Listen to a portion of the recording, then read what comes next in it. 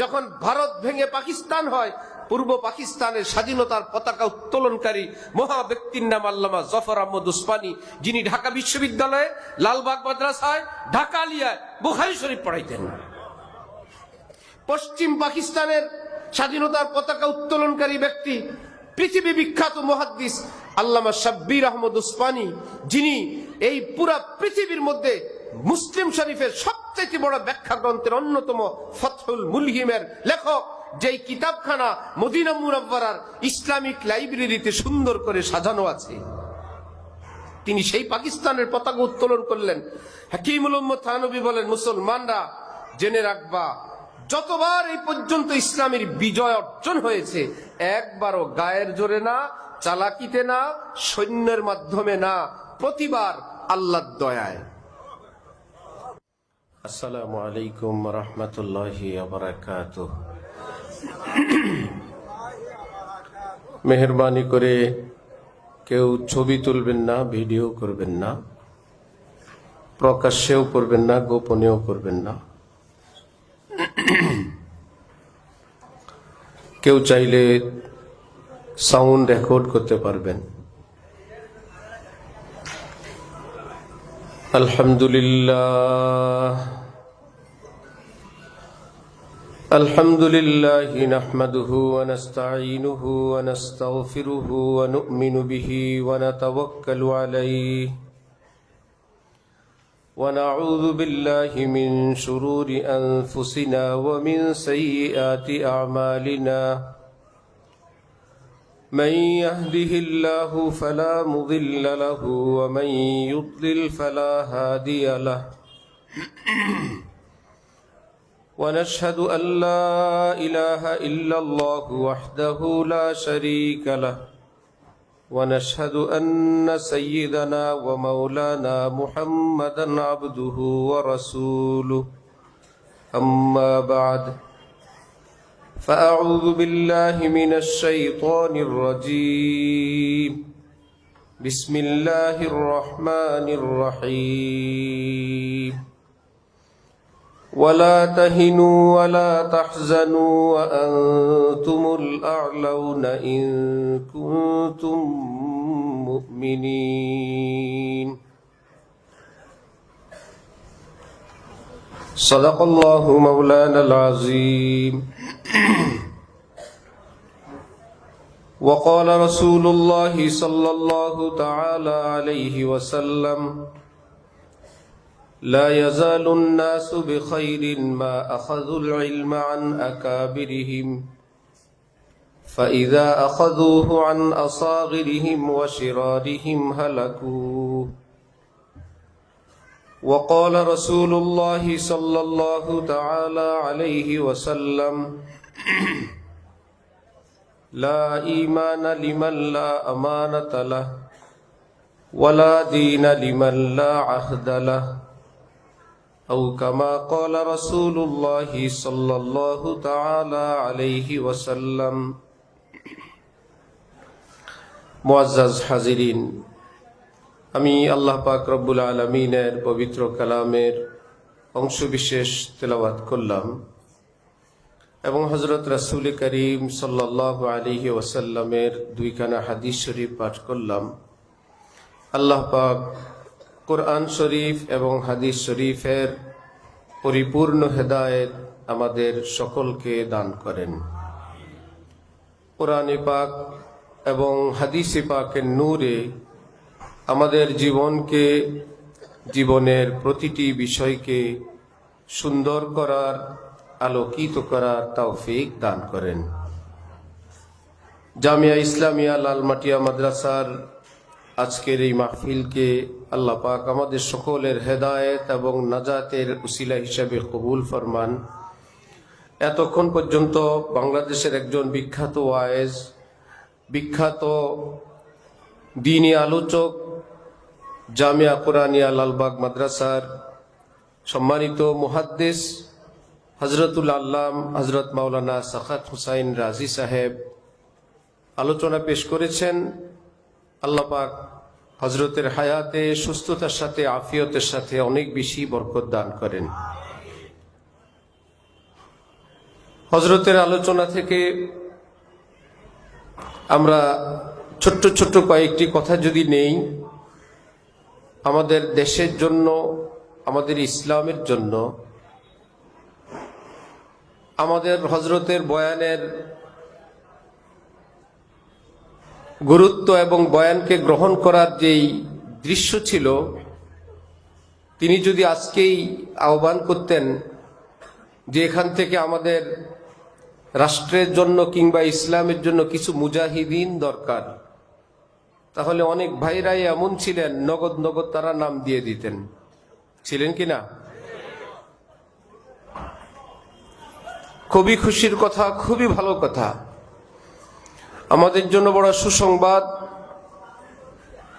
কিন্তু আমার ভাই, সেনাবাহিনী আমাদের দেশে যারা আছেন, যে কেউ নিজের ঘর থেকেই কি সেনাবাহিনীতে যোগ দিতে পারেন? ইচ্ছা তো জাগে, জজবা তো হয়, আমি দেশের জন্য যুদ্ধ করি। যে যার যা বাড়ি থেকে ঘর থেকে গিয়েই যাবেন, আমি বাংলাদেশ সেনাবাহিনীতে, নৌবাহিনীতে, বিজিবিতে আমি ভর্তি হইতে চাই, তাকে নিবে? কিছু পরীক্ষা নিরীক্ষা আছে না? তার কিছু শারীরিক, কিছু পড়াশোনা, কিছু উচ্চতা, কিছু ওজন, কিছু মেডিকেল, অনেক কিছু টেস্টের পরে তিনি একজন সেনাবাহিনীর সম্মানিত সৈনিক হবেন। একজন ল্যাংড়া নাই, একজন অন্ধ নাই, একজন অ্যাবনর্মাল নাই, একজন বোবা নাই, একজন কানে শুনে না বধির সেনাবাহিনীতে নাই। কারণ যেই কাজের জন্য সেই কাজের উপযোগী হওয়া জরুরি। আল্লাহু আকবার। একটি বিল্ডিং সুন্দর হয় কিসের দ্বারা? ইটা, বালু, রড, সিমেন্ট, মিস্ত্রি, কারিগর, সবটা যখন ভালো হয়, বলা হয় এই ইমারতটা, এই ভবনটা অনেক সুন্দর, অনেক ভালো। কিন্তু আপনার আমার বিল্ডিং সুন্দর করার শক্ত আছে, ইটা 3 নাম্বার, রড জং ধরা, বালু লবণাক্ত, সিমেন্ট মেয়াদ উত্তীর্ণ, মিস্ত্রি গ্রাম দেশের অযোগ্য, এই সবগুলো দিয়ে কি সুন্দর একটা ভবন নির্মাণ সম্ভব? একটা রাষ্ট্র তো একটা মানচিত্রের নাম, কিছু জায়গা জমির নাম। দুর্নীতি কি জায়গা জমিতে করে না মানুষে করে? চুরি কি জমিনে করে না মানুষ করে? চুরি, ছিনতাই, ডাকাতি, সুদ, ঘুষ, ধর্ষণ, হারাম সম্পর্ক, পরকিয়া, এগুলো কি কোনো দেশের মানচিত্র করে না মানুষ করে? যেই দেশের মানুষ খারাপ, বলা হয় ওই দেশটা খারাপ। কারণ যাদেরকে দিয়ে এই দেশটা, যেই টেবিলেই যাবেন, যার কাছেই যাবেন, যেই ঘরেই যাবেন, যেই ফ্যামিলিতে যাবেন, সেই ফ্যামিলি মনে করে সবাই ভালো হোক, আমরা এক ফ্যামিলি, খারাপ থাকলে অসুবিধা কি? এবং সবাইকে বলেন দেশটা কেমন চান, ভালো চাই, সেই লোক তাহাজ্জুদ নামাজও পড়ে, ওয়াসার পানি চুরি করে, চোরাই পানি দিয়ে উজু করে তাহাজ্জুদ পড়ে, চোরা পানি দিয়ে উজু করে তাহাজ্জুদ পড়ে। কেমন বোকার বোকা! ইশকে বুতা মে আসাদ করতে হো ফিক্রে রাহত, দুজখ মে ঢুঁড়তে হো জান্নাত কি খাবগাহে। কেউ যদি জাহান্নামে প্রবেশ করার পর জিজ্ঞেস করে, সরি ভাইরা প্লিজ, হুর কোন পাশে, গিলমান কোন পাশে, দুধের নহরটা কোন পাশে প্লিজ, মধুর নহর শুনছিলাম সেটা কোন পাশে, তাকে কি বলা হবে? তুমি জাহান্নামে আছো, জাহান্নামে। হুর, গিলমান, দুধ, মধুর নহর, এগুলা জান্নাতের গল্প। মাথা থেকে পা পর্যন্ত আল্লাহ পাকের নাফরমানি, আয় নাফরমানির, বে নাফরমানির, ব্যক্তি নাফরমান, ফ্যামিলি নাফরমান, গ্রাম পাড়া নাফরমান, রাষ্ট্র চাই সুন্দর। ওয়াহ, ফাইন তো খবরটা। রাষ্ট্র চাই ইসলামী রাষ্ট্র, আমি ইসলামী না, ইসলামী রাষ্ট্র। আপনি, আমিও ইসলামী রাষ্ট্র চাই। আপনি ইসলামী, আমি ইসলামী হতে পারি নাই, ইসলামী রাষ্ট্র চাই।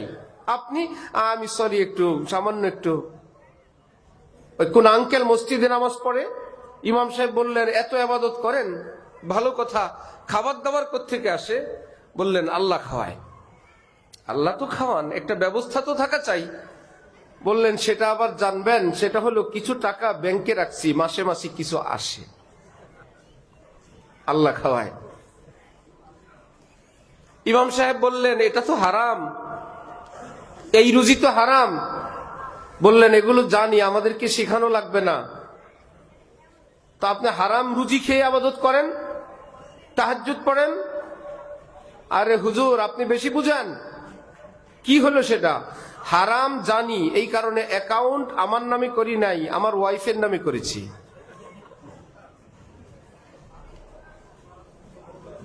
ফেরেশতা গুনাহ লিখবে কার নামে? স্ত্রীর নামে না স্বামীর নামে? স্বামীর নামে। আমরা অতি চালাক।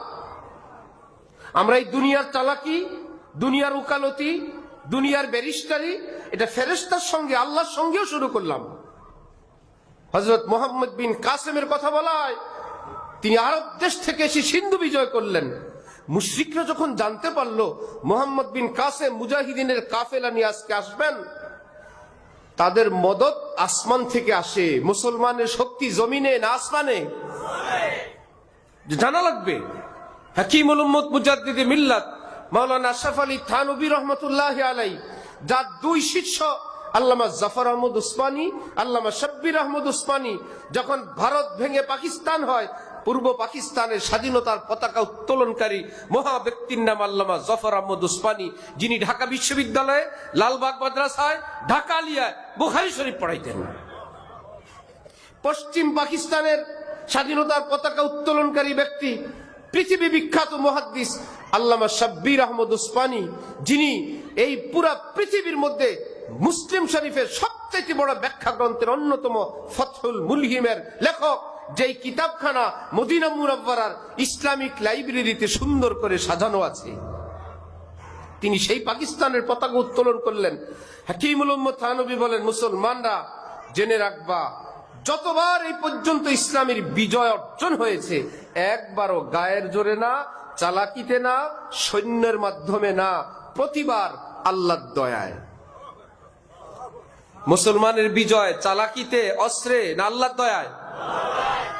এইবার তিনি বলেন, তাহলে জানো আল্লাহর দয়া আসে কিভাবে? আমার তো দয়া দরকার, আমার তো নুসরত দরকার। আজকের পৃথিবীতে আমাদের কি অস্ত্র আছে? ইউরোপ আমেরিকার কি আমাদের সমান না? বহু বেশি। যেদিন আমরা তাদেরটা কিনতে যাব, সেদিন কি তাদের কাছে থাকবে না আরো বেশি? আরো বেশি। আমি আপনি যেটাকে প্ল্যান করে রাখছি ওই অস্ত্র কেনা দরকার, যেদিন আপনি সেটা কিনবেন সেদিন কি তারা ওই অস্ত্রে থাকবে না আরো দূরে? তখনও তো বেশি, আরো বেশি। একজন গুরুত্বপূর্ণ ব্যক্তি ডিফেন্সের আমাকে বললেন যে বাংলাদেশ বিভিন্ন দেশ থেকে বিভিন্ন যুদ্ধ বিমান কিনে কিনে সবগুলো সাজায় রাখছে, কিন্তু বিমানে ব্যবহার করার যে গোলা বারুদ ওই দেশ দেয় না। বাংলাদেশকে বুঝানো আছে আপনাদের জন্য এরকম কামান কেনা হয়েছে, এইরকম বিমান, যুদ্ধ বিমান কেনা হয়েছে। যুদ্ধ বিমানের যে বুলেট, সহজ ভাষায় ওই বুলেট এরা দেয় না, যে তোদের দেশবাসীকে বুঝায় রাখ, আমরা যুদ্ধ বিমান কিনে নিয়ে আসছি, বুলেট কিনতে দিব না। মুহাম্মদ বিন কাসেম রহমতুল্লাহি আলাইহি 17 বছর বয়সী মুজাহিদ, তিনি যুদ্ধ করবেন, জেহাদ করবেন আল্লাহর জন্য। মুশরিকরা যখন জানলো যে তারা আসবে, মুশরিকরা জানে মুসলমানের ক্ষমতা জমিনে না আসমানে, এরা বলল আসমানি সম্পর্ক কাটিং করো, শেষ করো। কি করা যায়? যেই পথে মুহাম্মদ বিন কাসেম আসবে সেই পথের ধারে নর্তকী, অশ্লীল, অসভ্য, নোংরা পোশাকে সুন্দরী নারীদেরকে দাঁড় করে রাখো, আর আকর্ষণীয় পছন্দের খাবার রেখে দাও। এরা দূর থেকে আসবে, এদের ক্ষুধা লাগবে, গনিমত মনে করে খাবে, আসলে চোরাই মাল খাবে। এটা তো আর গনিমত না, রাস্তার খাবার তো গনিমত না। এরা গনিমত মনে করবে, এটা সেটা বলবে, আর ক্ষুধার্ত মুজাহিদরা খাবে। যখন খাবে তখন তার নাম চোরের খাতায় যাবে, চোরের উপর আল্লাহর রহমত থাকে না। রাস্তার নর্তকীরা এদিক সেদিক থেকে নিজেদের দিকে আকৃষ্ট করার চেষ্টা করবে অঙ্গভঙ্গি দিয়ে। যখন হারাম নারীর দিকে তাকাবে, লানাল্লাহুন নাজিরা ওয়াল মানজুরা ইলাই, যে ব্যক্তি ভিন নারীর দিকে দেখে, যেই নারী নিজেকে দেখার ব্যবস্থা করে দেয়, রহমাতুল লিল আলামিন বলেন তার উপর খোদার লানত, তার উপর গজব। মোহাম্মদ বিন কাসেম বিরোধী শত্রু বলল, রাস্তায় নর্তকী রাখো। মুজাহিদিন ইসলাম যখন ডানে বায়ে তাকাবে খোদার লানত পড়বে। যার উপর লানত আসে রহমত থাকে না, যে চুরি করে তার উপর রহমত থাকে না। মোহাম্মদ বিন কাসেমের গোয়েন্দা বিভাগ গিয়ে রিপোর্ট দিল, সামনে আমাদের এই অগ্নি পরীক্ষা। হযরত মুহাম্মদ বিন কাসেম মুজাহিদিনদেরকে একত্রিত করলেন যে আমরা জিহাদে যাব। এটা কোন সাধারণ আমাদের অপারেশন না, এটা জিহাদ, এটা দ্বীনি আমল। এর প্রত্যেকটা অঙ্গ, প্রত্যেকটা সাবজেক্ট আল্লাহ দ্বীন মোতাবেক হবে। আমাদের সামনে এমন পরীক্ষা, খাবার দাবার থাকবে, রাস্তার দুই ধারে এইরকম অশ্লীল নারীরা থাকবে। আমরা জিহাদ করবো আল্লাহর জন্য।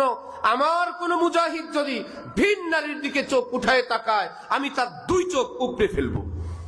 কেউ যদি অন্যের মালে হাত লাগায়, আমি তার হাতের কবজি কেটে ফেলবো। সব হবে আল্লাহর উপর ভরসা করে। আমরা জিহাদ করবো আল্লাহর জন্য, সাহায্য করবেন আল্লাহ। সব মুজাহিদিন বলল, তাহলে তো বিষয়টা আরেক রকম।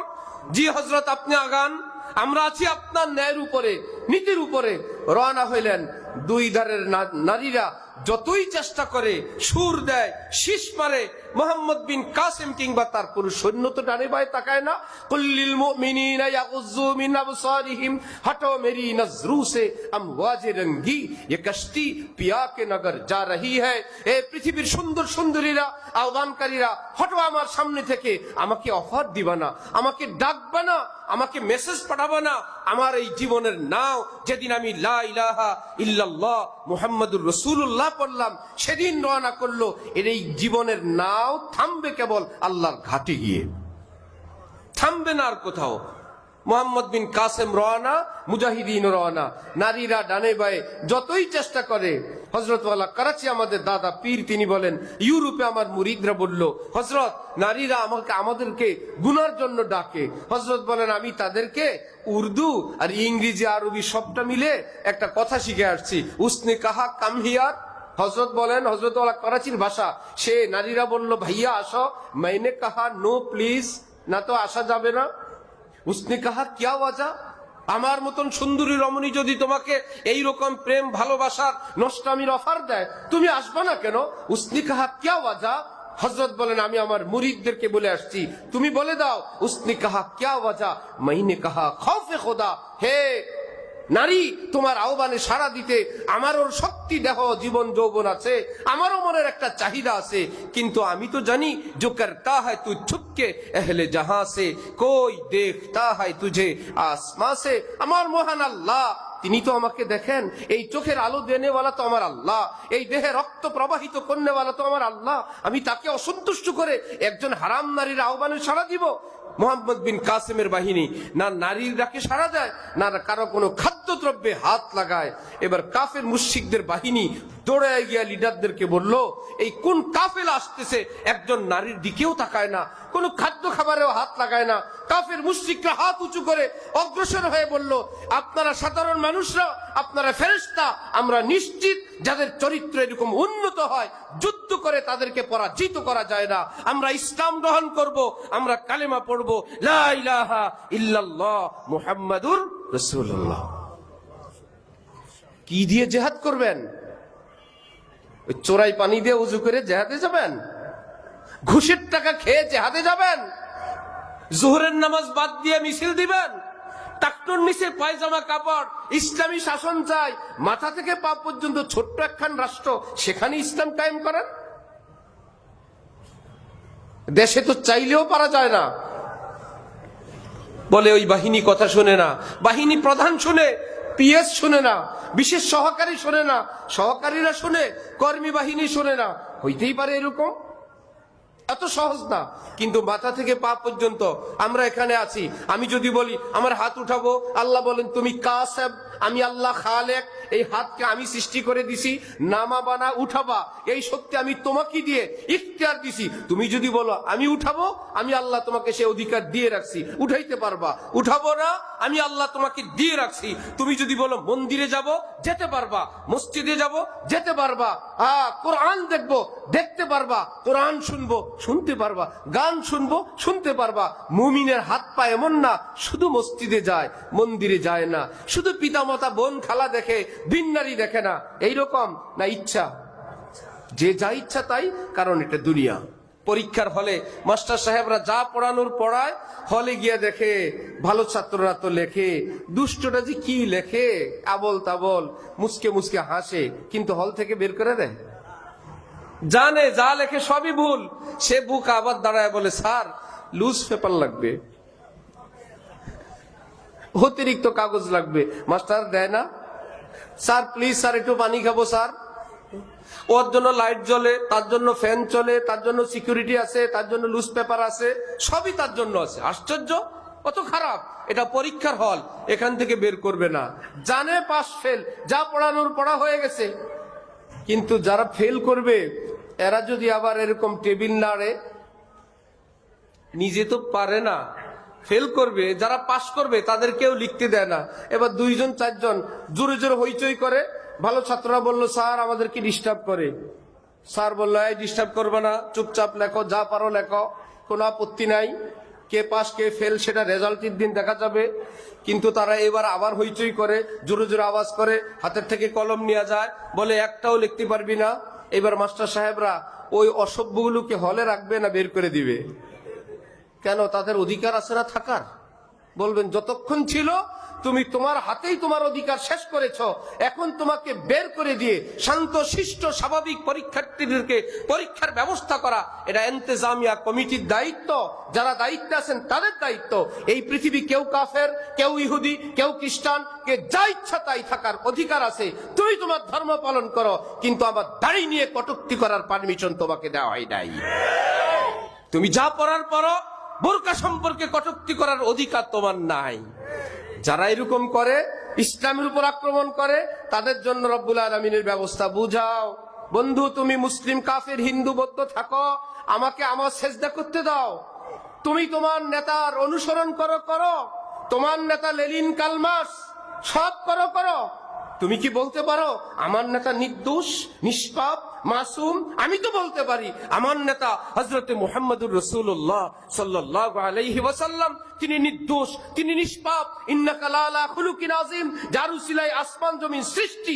তুমিও কারো চিন্তা চেতনা লালন করো, আমিও কারো চিন্তা চেতনা লালন করি। তুমি তোমারটা পারবা, আমি আমারটা পারবো না। তুমি বিবস্ত্র ঘুরতে পারবা, আমি বস্ত্র নিয়ে ঘুরতে পারবো না। তুমি বেনামাজি থাকতে পারবা, আমি নামাজ থাকতে পারবো না। বিকট আওয়াজে গান শব্দ সেটা চলতে পারবে, মাইকের আওয়াজে ওয়াজ চলতে পারবে না। তাহলে যারা এই রকম অসভ্য, তাদের জন্য কি ওই হলে থাকার ব্যবস্থা না বাইর করার ব্যবস্থা? সেটার নাম জেহাদ। হলের থেকে বের করার এই প্রক্রিয়ার নাম কি? জেহাদ। ডাক্তাররা আঙ্গুল কাটে, পা কাটে কিনা? যে কাটে তাকে আবার বিল দিয়ে আসে, যার পা কাটছে তিনি বিল দিয়ে আসে, যাওয়ার স্যার আপনি কষ্ট করে কাটছেন হাঁটু পর্যন্ত। আবার বলে আলহামদুলিল্লাহ, যথাযথ সময়ে স্যারের এই সিদ্ধান্তের কারণে এই রুগীটা বেঁচে গেছে, বড় বিপদ থেকে বেঁচে গেছে। আরে বে, জীবনের জন্য তাকে পঙ্গু বানাইলো, দুনো পা কেটে ফেলছে, তাও পাইছি আমি, আমাদের মিটফোর্ডে আছে, দুনো পা কেটে ফেলছে। এই লোকটাকে অচল করলো, সবাই মিলা ডাক্তারের বিলও দিয়ে আসলো। আবার বলে আলহামদুলিল্লাহ, যেই পচন ধরছিল পুরা দেহই যেত। আরে পচন ধরলে যদি আঙ্গুল কাটা বুঝো, হাত কাটা, পা কাটা বুঝো, ঠিক এই পৃথিবীতে এই সমাজে যখন পচন ধরে, যেই পচনের রিয়াকশনে সেটার ভাইরাস ছড়ায় নষ্ট হবে, ইসলামের বিধান ওই নষ্ট অঙ্গকে কেটে মৃত্যুদণ্ড কার্যকর করো।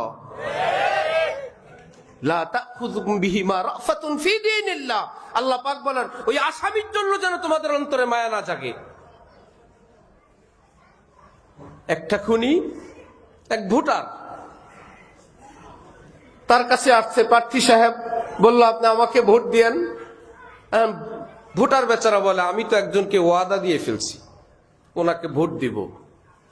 প্রার্থী এখন বুঝায়, দেখেন ভোটের সময় ওয়াদা খেলাপ করলে কোনো অসুবিধা হয় না। প্রার্থী যারা হয় তারা আবার মুফতি সাহেব হয়, ওনাকে খুব সুন্দর করে বুঝায়, ভোটের সময় যদি এরকম ওয়াদা খেলাপ করেন, আপনি অন্যজনের সঙ্গে ওয়াদা করেই ফেলছেন, এখন যদি সেটা ভেঙে আপনি আমার সঙ্গে ওয়াদা করেন, ওয়াদা খেলাপ করলে ভোটের সময় কোনো অসুবিধা? ভোটার বলল ঠিক আছে, তাহলে আপনাকেও ওয়াদা দিলাম। আপনিই তো বলছেন ওয়াদা খেলাপ করলে কোনো অসুবিধা হয় না, তা আপনারটাও খেলাপ করবো, আপনি তো রাস্তা বের করে দিয়ে গেছেন। অপরাধী যখন বেঁচে যায় তখন সে খোঁজ করে অন্য অপরাধীরা কোন আইনজীবী, কোন আইনের ফাঁকে আপনি বাঁচলেন, যত লক্ষ লাগুক আমিও খুন করব, ওই আইনজীবী আমি ধরবো। এক সাহাবীর নিকট এক ব্যক্তি এসে জিজ্ঞেস করলেন, মানুষ হত্যা করলে কি কোনো তওবার ব্যবস্থা আছে? ওই সাহাবী বললেন, না, কোনো ব্যবস্থা নাই। মাইকের আওয়াজটা এমন করো ভাই, আর একটু জান দাও। যে হুজুরের জান বেশি ওটা দুর্বল দিলে হবে, যে হুজুরের জান হালকা ওটা তো মাইক দিবে বেশি। সাহাবী বললেন, না, তওবার কোনো ব্যবস্থা নেই। বেশ কিছুদিন পরে আবার আরেক ব্যক্তি এসে ওই সাহাবীর নিকট জিজ্ঞেস করলেন, হুজুর বলেন তো, মানুষ যদি খুন করে তওবার কোনো ব্যবস্থা আছে? তিনি বললেন, আছে না, অবশ্যই আছে। ফতোয়া কি একরকম না দুই রকম? অনেকে মনে করে হুজুররা যে কত ফেরকা ফোরকা জানে। এক আলিমের নিকট একজনের স্বপ্নে দেখছেন, হুজুর আমি স্বপ্নে দেখি আমার খাটের নিচে আগুন জ্বলে। বললেন, শুকরিয়া আদায় করো। বেশ কিছুদিন পর আরেকজন এসে বলে, হুজুর হুজুর আমিও দেখি আমার খাটের তলে আগুন জ্বলে। বললেন, তওবা করো। উপস্থিত সবাই বলে, একই স্বপ্ন, ব্যাখ্যা দুই রকম। বলল, প্রথম জন স্বপ্নে দেখছিল পৌষ মাসে, দেখছিল তার খাটের নিচে আগুন জ্বলে, এটা রুম হিটারের আলামত, আল্লাহর রহমত। শীতের সময় যদি ঘরটা লাগে, কাঁথা কম্বল যদি রোদে দেওয়া থাকে, যেই বিছানায় শোবো সেটা যদি গরম থাকে, কষ্ট লাগে না ভালো লাগে? চৈত্র মাসে যদি একটু গরম লাগে, মাশাআল্লাহ এমনিতেই গরম, রুমের নিচে আবার রুম হিটার, এটা রহমত না গজব? পরেরটা দেখছে চৈত্র মাসে, স্বপ্ন একটাই, মৌসুম ভিন্ন, ব্যাখ্যা ভিন্ন। সাহাবীকে জিজ্ঞেস করা হলো, হুজুর ফতোয়া একটাই, খুন করলে তওবা আছে কিনা? আপনি বললেন নাই, আপনি আবার পরে বললেন আছে, ব্যাপার কি? সাহাবী বললেন, আরে বোকা, প্রথম জন একজনকে হত্যা করবে সে শুধু জানার জন্য আসছে, খুন তো করবো, পরে কি হবে? আমার কি হবে? আগে একটু জেনে নেই আমার মুক্তির কোনো ব্যবস্থা আছে কিনা, তওবার ব্যবস্থা আছে কিনা। যদি থাকে ওকে মারবো, তওবা করব। এই জন্য তাকে নিষেধ করে দিছি, নাই, তওবার ব্যবস্থা নাই। সে যখন এই কথা শুনলো, এখন ভাবছে, আল্লাহ আরেকজনকে রাগে গুসায় খুন করব, তা আমার যেহেতু তওবা না থাকে, তা আমি তো জাহান্নামে যাব। থাক, রাগ গুসা হজম করি, তারে মাফ করে দিই। ভালো হুজুর, দ্বিতীয় জন কি হলো? যা ঘটানোর ঘটায় আসছে, সে তো খুন করেই ফেলছে। এখন সে জানতে আসছে আমার জন্য তওবার ব্যবস্থা আছে কি না। মা ইউসলাহু আহলে জামি আপনি খাতা সে তাকদীর বদল জাতি হে মুস্তার কি দুআ সে। হাজার ভুল করার পরেও আল্লাহ পাকের আওয়াজ, লা তাকনাতু মির রাহমাতিল্লাহ। এই ব্যক্তি তো ঘটাই ফেলছে। এখন যদি তাকে বলি তওবা কবুল হবে না, সে বলবে এমনিও জাহান্নামী, তেমনিও জাহান্নামী, আমি তো জাহান্নামী, একটা করলেও জাহান্নাম, 50টা করলেও জাহান্নাম, আমি একটা কিলার, যার যার খুন করা লাগে আমারও বলবেন, আমি তো আগেও জাহান্নামী, পরেও জাহান্নামী। এখন সে যখন শুনলো তওবার ব্যবস্থা আছে, তাহলে ভুল তো করেই ফেলছি। পিনে কো তো বেহিসাব পিলি, আব হে রোজে হিসাব কা ধড়কা, যা করার করেই ফেললাম, এখন তো হিসাবের পালা, তাহলে কান্নাকাটি করি। আমাদের যাত্রাবাড়ি অঞ্চলে দাওয়াত তাবলীগের সাথীর একজন কি নিয়ে গেছে, এখন এসে বলে, হুজুর রাতে শুধু কান্দে, আর আমাদেরকে বলে, আল্লাহ কি আমারে মাফ করবে? আমি কত মানুষ খুন করছি, আমারে কি আল্লাহ মাফ করবে? আল্লাহ কি বলে, তার চোখের পানি দেখলে আমাদের কান্না আসে। সেই লোকের ছেলে মাদ্রাসায় দিছে, এখন সেই ছেলে হাফেজে কোরআন হয়ে গেছে। আল্লাহর ব্যাপার। এখন তাকে যদি বলি তওবা কবুল হবে, সে কানবে, আল্লাহ পাকের কাছে চাইবে, ক্ষমা চাইবে।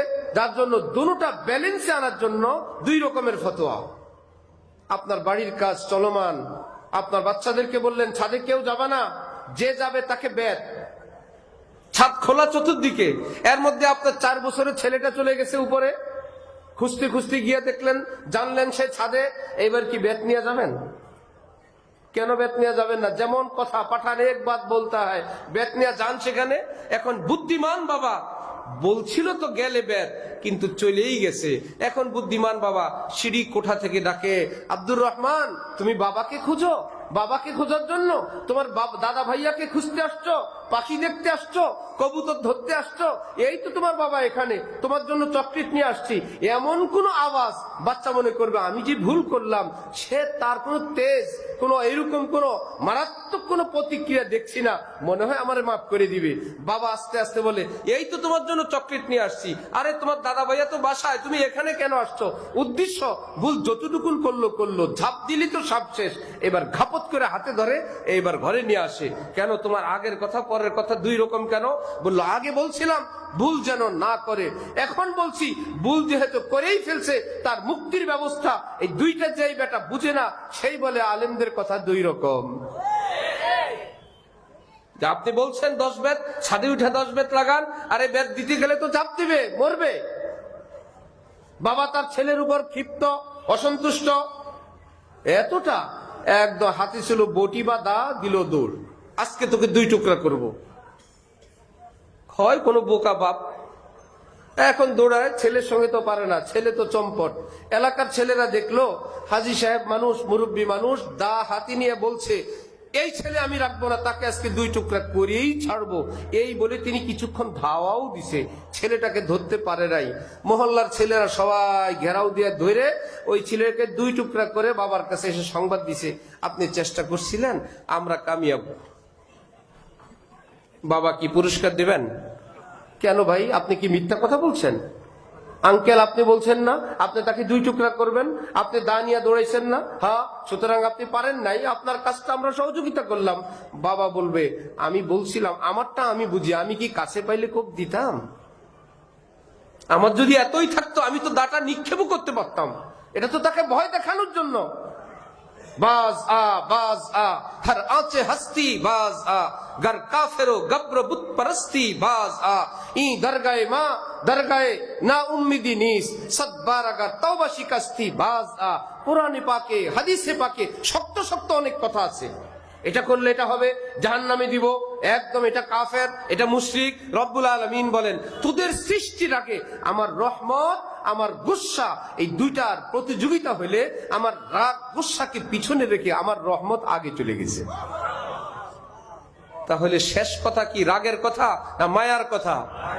বাবা যেরকম দৌড়ায় এটা শাসনের জন্য, ভয়ের জন্য, কোপ দেওয়ার জন্য না।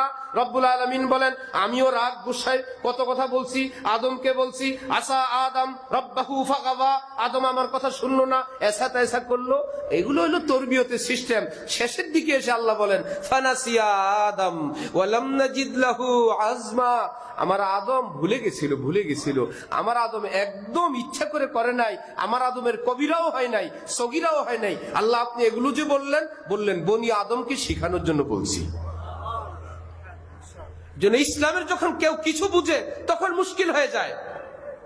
আমি আমাদের ছাত্রদেরকে বলি, আপনাদেরকেও বলি, এক ছেলে দেখে তার আঙ্কেল প্রতিদিন সকাল 9টার দিকে ফ্রেশ হয়ে গোসল করে, খুব স্যুট পরে, শু পরে, জুতা পরে, তারপরে বাসার সামনে যায়, স্প্রে লাগায়।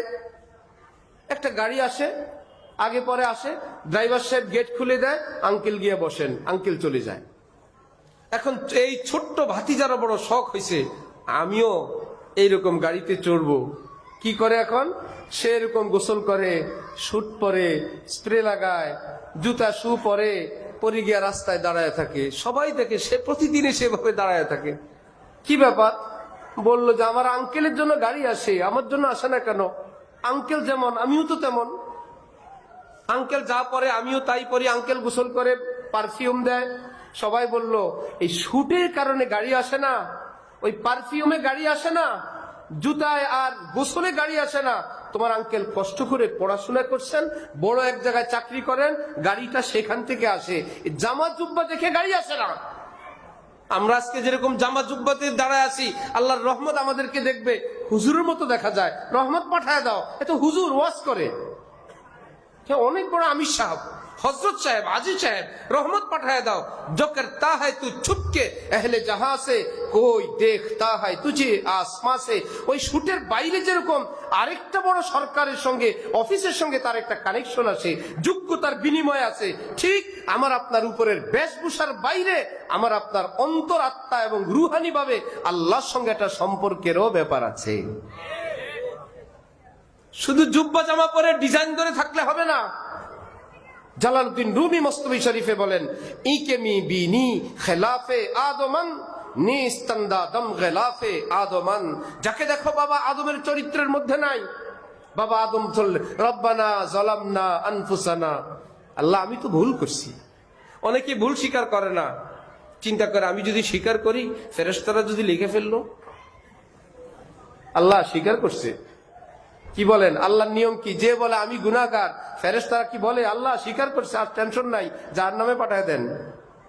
আল্লাহ আমার চাইতে বড় পাপী এই পৃথিবীতে নাই, ফেরেশতারা বলবে আল্লাহর হিসাব নিকাশের দরকার নাই। এই লোক নিজ মুখে বলছে, একবার না বহুবার, আল্লাহ আমি জালেম, আমি অনেক বড় দুষ্ট। আর যেই লোক বলে আমার চেয়ে ভালো আর কেউ নাই, আল্লাহ আমি ভালো, আমি বাংলাদেশ বেহেশতি পার্টির সর্দার, ওই লোককে বেহেশতে পাঠিয়ে দিব। আল্লাহর ওখানে সিস্টেম ভিন্ন। বলে জালামনা আনফুসানা, আমি জালেম, আমি খারাপ, আল্লাহ বলে লেখো ভালো, এই ব্যক্তি ভালো। আর যে বলে আমি ভালো, আমার মতো ভালো কেউ নাই, আমার মতো যোগ্য কেউ নাই, আমার মতন এলাকার এমপি হওয়ার যোগ্য কেউ নাই, আল্লাহ পাক বলে লেখো ওর চাইতে খারাপ আর কেউ নেই। কি সিস্টেম? আমার আব্বা এই এলাকা জায়গা দিছেন, আমার আব্বা, আমার দাদা মুতাওয়াল্লি ছিলেন, আমার বড় আব্বা পায়ে হেঁটে হজ করছেন, উনি পড়ে না নামাজ। বড় আব্বার খবর নির্বাচনে গিয়া বলে বড় আব্বা পায়ে হেঁটে হজ করছিল, ওনার দাদা মসজিদের জায়গা দিছিল, উনি পড়ে না নামাজ। মাথা থেকে পা পর্যন্ত আল্লাহ দ্বীনের ব্যাপারে দুর্নীতিগ্রস্ত। প্রতিদিন নবীজির কলিজায় আঘাত দেয়, তরবারি মারে, ছেপ করে, দাড়ি কাটে, পায়জামা টাকনুর নিচে পড়ে, হারাম রুজি হালালের মতো খায়। হারাম খায় তো খায়, হালালের মতো খায়। যেন কোম্পানির টাকা আসতেছে ডান বাম থেকে, চাঁদার টাকা এইভাবে গ্রহণ করে। আবার আমাকে বলে ডাইরেক্ট, আমি এক অফিসে গেলে, হুজুর মানুষ যে বাদাম ওয়ালাদের থেকে একটা বাদাম নেয় না, যারা বাদাম বিক্রি করে, এক দুইটা বাদাম নিয়ে খায়, আলহামদুলিল্লাহ জীবনে খাই নাই। কোন মিডিয়া টিডিয়া নাই। আমরা এক কাজে গেছিলাম, ফেরিওয়ালা বাদাম ওয়ালাদের থেকে নিয়ে বাদাম খায়, সে একটা বাদামও জীবনে খাই নাই হুজুর, এত বড় ফেরেশতা। আমি ভাবলাম এত চাঁদার টাকা নেয় আবার বলে খায় না। শেষে আমি খুঁজে বের করছি, কারণ এরা মনে করছে হারাম খাওয়া, সুদ খাওয়া, ঘুষ খাওয়া মানে ওইটা দিয়ে, ওই টাকা দিয়ে কিনে কিছু খাওয়ার নাম খাওয়া। হ্যাঁ, ভাবছে আমি খাই, আমার বাড়ি ভাড়ার টাকা দিয়ে ভাত খাই, চাল খাই, ছেলে মেয়েদেরকে খাওয়াই, ওটাই খাওয়াই। চাঁদার টাকা দিয়ে তো বাড়ি করি, ওটা তো খাই না। ওটা দিয়ে তো ব্যবসা করি, ওটা তো আর খাই না। ওটা তো আমি বিভিন্ন জায়গায় দান অনুদান করে দিই, ওটা তো আর খাই না। এটা তো আমি আবার সাঙ্গ পাঙ্গকে দিয়ে দে, ওটা তো আর খাই না। কি ভাইয়েরা, খাওয়ার নাম কি খাওয়া না গ্রহণ করা? গ্রহণ করা, খাওয়া না। খাওয়ার নাম খাওয়া না। তাহলে তো যারা বিকাশে চুরি করে, অ্যাকাউন্ট হ্যাক করে, তারা কিয়ামতের দিন চোরের খাতায় যখন নাম আসবে, সে বলবে নাউজুবিল্লাহ, আল্লাহ আমার নাম চোর, ওই লোকের টাকা দেখিই নেই। হাত দেওয়ার তো প্রশ্নই আসে না। টাকায় হাত দিব তো দূরের কথা, আল্লাহ আল্লাহ আপনার জাতের কসম, ওই লোকের টাকায় হাত দেই নাই, দেখিও নাই। আল্লাহ বলবে দেখো নাই, এটাও ঠিক, হাতটাও নাই, সেটাও ঠিক, তুমি যে চোর সেটাও ঠিক। কারণ কি? এই যে এই সমস্ত খবর, একটাই কথা, যখন আলো থাকে না অন্ধকারকে আহ্বান করতে হয় না, অন্ধকার নিজে আসে। দিন থেকে, দিনই চর্চা থেকে আমরা আমাদের সমাজ, আমাদের কালচার, আমাদের সোসাইটি, আমাদের পরিবার, আমাদের আপনজন প্রিয়জনকে আমরা দূরে রাখছি। তাদেরকে এলিট বানাবো, তাদেরকে সুশিক্ষিত বানাবো। হাসতে হাসতে বলে দোয়া করবেন, মেয়েটাকে অস্ট্রেলিয়া পাঠিয়ে দিছি। কয়েক ক্লাস পড়ার পর একটা মুসলিম কালচারে তাকে পাহারা দিয়ে রাখা যায় না। সুদ, জিনা, ব্যভিচার, নষ্টামি, যেখানে ফ্রি নষ্টামি, সেই দেশে পাঠায় বলে দোয়া করবেন। আবার বলে অমুকের ছেলে 4টা থাকে ইউরোপে, ছেলেগুলো মানুষ, বাবা হলো এতগুলো মানুষের বাপ, 4 ছেলে মদের দোকানে চাকরি করে। এই জন্য শ্রেষ্ঠ মানুষ হযরতে মুহাম্মদুর রাসূলুল্লাহ সাল্লাল্লাহু আলাইহি ওয়াসাল্লাম।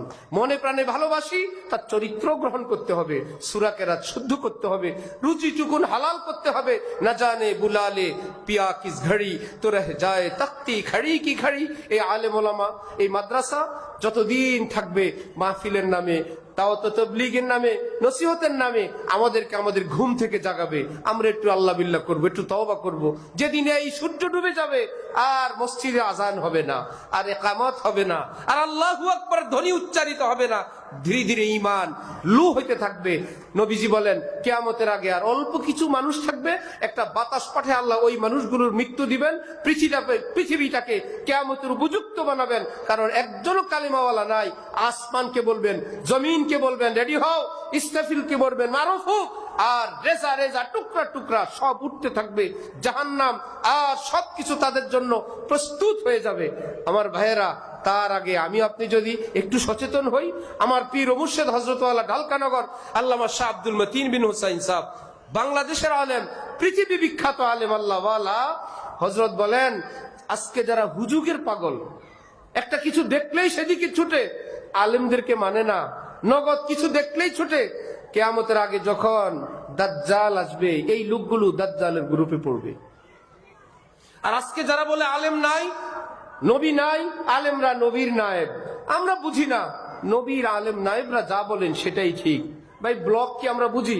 সুস্থ রোগী চেক করলে বলে 3টা ব্লক, আপনার ডায়াবেটিস এত, আপনার চোখের অবস্থায় ভালো মাটি, সয়েল টেস্ট, পাইলিং করতে হবে। এটা ইঞ্জিনিয়ার সাহেব বলছেন, এটা ডাক্তার বলছেন, আমাদের যুক্তি চিন্তার বাইরেও বলে। আমরা বলবি যিনি বুঝেন তিনি বুঝেই বলছেন। আমি আপনার সেই জ্ঞান নাই, কিন্তু ইসলামের ব্যাপারে আমরা মনে করি জ্ঞান আমাদেরও আছে। হুজুর যেমন বুঝে আমিও তেমন বুঝি। আল্লাহর কসম, ইঞ্জিনিয়ারের পার্ট তাকে করতে দেন, ডাক্তারের পার্ট তাকে করতে দেন, চালকের পার্ট তাকে করতে দেন, পাইলটের পার্ট তাকে করতে দেন, আলিম দ্বীনের কাজও তাকে করতে দেন। যখন নেতৃত্ব আসবে আলেমদের সঙ্গে, হযরত বলেন যারা বলবে আলেমরাই আমাদের সব, তখন কিয়ামতের আগে হযরত ঈসার সঙ্গে আলেমরা যাবেন, আলেমদের অনুসারীরাও হযরত ঈসার সাথে যাবেন। ওয়া আখিরু দাওয়ানা আনিল হামদুলিল্লাহি রাব্বিল আলামিন।